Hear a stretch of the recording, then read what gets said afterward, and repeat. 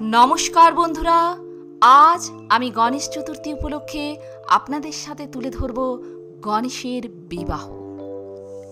দেবতারা প্রত্যেকেই খুব সুন্দর দেখতে, কিন্তু গণেশ হলেন গজানন। তার হাতির মতো মুখ, তাই কার্তিকের থেকে এই পুত্রের প্রতি মা বাবার স্নেহ একটু বেশি। গণেশও চেষ্টা করেন তার বাবা মাকে খুশি করতে। কার্তিক ও বাবা মার সেবায় সততই নিয়োজিত থাকে। দেবী হৈমবতী শঙ্করকে বললেন, ছেলেরা যুব হয়ে উঠেছে, এখন তাদের বিয়ে দেওয়া উচিত। শিব বললেন, তুমি ঠিক বলেছ, দুই পুত্রই আমাদের কাছে সমান প্রিয়, তাহলে কার আগে বিয়ে দেব? কার্তিক গণেশের চেয়ে বড়, তাহলে কার্তিকের আগে বিয়ে দেওয়া উচিত। হর পার্বতী দুজনে মিলে একটা যুক্তি করলেন এবং সেই মতো তাদের দুই ছেলেকে ডেকে পাঠালেন। ছেলেরা দুজনেই হাজির হলেন তাদের সামনে এবং প্রণাম জানালেন। মহেশ্বর পুত্রদের বললেন, তোমরা দুজনেই আমাদের কাছে সমান। আমরা ঠিক করেছি যে আগে পৃথিবী পরিক্রমা করে আসবে তার আগে বিয়ে হবে। বাবার কথা শুনে কার্তিক খুব আনন্দিত হলেন। তার ময়ূর বাহন আছে, তিনি চড়ে বসলেন ময়ূরের পিঠের উপর। উড়ে চলল ময়ূর। মনে তার বিশ্বাস ছিল যে তিনি এই পরীক্ষায় জয়ী হবেন। গণেশ এই পরীক্ষায় জয়ী হতে পারবেন না, কারণ তার বাহন মুশিক গণেশের ভার বহন করতে পারবে না। তো তাকে বয়ে নিয়ে যাবে কি করে? আর নিয়ে গেলেও কতটুকু নিয়ে যাবে? গণেশ চিন্তিত হয়ে পড়লেন। ভাবলেন, বাবা মার এই নিয়মে দাদারই জয় হবে, আমার দ্বারা এই কাজ সম্ভব নয়। দাদাই জয়ী হবে, তো দাদার আগে বিয়ে হবে, আমি না হয় পরে বিয়ে করব। আমার বাহন তো আমাকে নিয়ে চলতেই পারবে না, আর যদি হেঁটে যেতে যাই তাহলে তো হাঁপিয়ে পড়ব। গণেশ এইসব ভেবে বিষণ্ণ হয়ে পড়লেন। তারপর তার মনে পড়ল শাস্ত্রের কথা। পিতামাতার চরণ পুজো করে প্রদক্ষিণ করলে সমগ্র পৃথিবী প্রদক্ষিণের ফল লাভ হয়। এই কথা ভেবে তিনি মনে মনে খুব খুশি হলেন। যথাবিধি স্নান করে পিতামাতাকে একটি পবিত্র আসনে বসিয়ে ভক্তি ভরে আনন্দের সঙ্গে পুজো করলেন।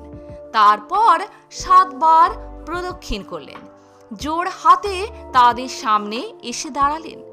পুত্রের কীর্তি দেখে হর পার্বতী খুব খুশি হলেন। তারপর গণেশ বললেন, হে পিত, হে মাতো, আপনারা বলেছিলেন যে আগে পৃথিবী প্রদক্ষিণ করবে তার আগে বিয়ে দেবেন, তাহলে আমার বিয়ের ব্যবস্থা করুন। শঙ্কর গণেশের সব কথা শুনলেন এবং বললেন, তুমি তো নিয়ম পালন করনি, তাহলে কি করে তোমায় আগে বিয়ে দেব? তুমি আগে পৃথিবী প্রদক্ষিণ করে এসো। কার্তিক চলে গেল সেই উদ্দেশ্যে, আর তুমি তো শুরুই করলে না। পিতার কথা শুনে গজানন বললেন, আমি তো 7 বার পৃথিবী প্রদক্ষিণ করলাম। এই যে আমি আপনাদের চরণ পুজো করে 7 বার প্রদক্ষিণ করলাম, এতে কি আমার পৃথিবী প্রদক্ষিণ হলো না? আর যে পিতামাতার পুজো না করে পুণ্যের আশায় তীর্থে তীর্থে ভ্রমণ করে, তার কি পৃথিবী প্রদক্ষিণ হয়? পুত্রের প্রধান তীর্থ পিতামাতার পাদপদ্ম, তেমনি স্বামী পত্নীর পরম তীর্থক্ষেত্র। এখন আমি আপনাদের প্রদক্ষিণ করলাম, এ তো পৃথিবী পরিক্রমা হলো। আর যদি না হয়ে থাকে তাহলে বেদ বাক্যকে মিথ্যে বলতে হয়। শিবদুর্গা গণেশের কথা শুনে অতীব বিস্মিত হলেন। তারা বললেন, গজানন, তুমি ঠিক বলেছ, বেদ বাক্য কখনো মিথ্যে হয় না। শিব বিশ্বরূপের 2 কন্যা সিদ্ধি আর বুদ্ধির সঙ্গে গণেশের বিয়ে দিলেন। তারা দুজনেই ছিলেন সর্বসুলক্ষণা, মনোরমা, সুবদনী। শিব বিশ্বকর্মাকে ডেকে পাঠালেন।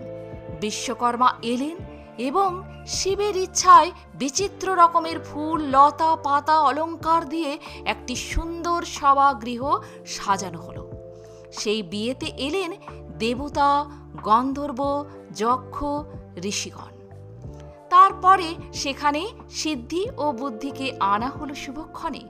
সকল অতিথিরা আনন্দিত হলেন, গণেশও খুব খুশি হলেন। কিছুদিন পরে সিদ্ধির গর্ভে জন্ম নিল লক্ষ্য এবং বুদ্ধির গর্ভে জন্ম নিল লাভ নামে পুত্র। গণেশের 2 পুত্রের জন্ম হল। এইভাবে গজাননের সংসার জীবন মহানন্দে কাটতে লাগল। এদিকে সারা পৃথিবী ঘুরে কার্তিক এলেন কৈলাসে। কার্তিককে ডেকে নারদ জানালেন যে গণেশের বিয়ে হয়ে গেছে। তোমাকে পৃথিবী প্রদক্ষিণের ছলে দূরে পাঠিয়ে দিয়ে তোমার বাবা মা তাদের প্রিয় পুত্র গণেশের বিয়ে দিয়ে দিয়েছেন। বিশ্বরূপের 2 কন্যাকে গণেশ বিয়ে করে খুব সুখে আছে। বর্তমানে তার 2টি সন্তানও হয়েছে। আর তুমি এত কষ্ট করে পৃথিবী ঘুরে এলে, বাবা মা অন্যায় করলে কি করবে নিজের? অন্যের কথা আর কি বলবো।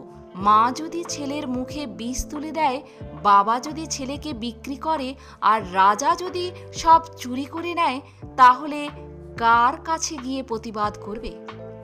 দেখো সরানন, যারা তোমার সঙ্গে এমন ব্যবহার করেছে তাদের মুখ দেখা উচিত নয়। আমি তোমাকে সব বললাম, এবার তোমার যা ইচ্ছে তাই করো। নারদের কথা শুনে কার্তিক খুব দুঃখ পেলেন।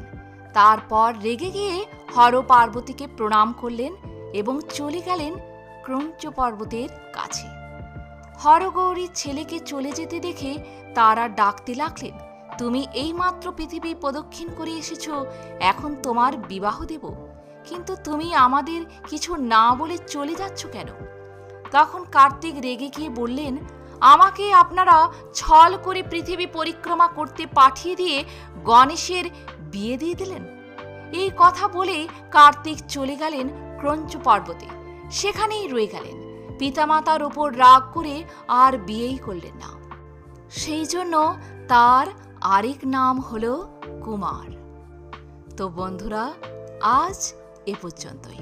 শুভ গণেশ চতুর্থীর শুভেচ্ছা জানিয়ে এখানেই শেষ করলাম। ধন্যবাদ।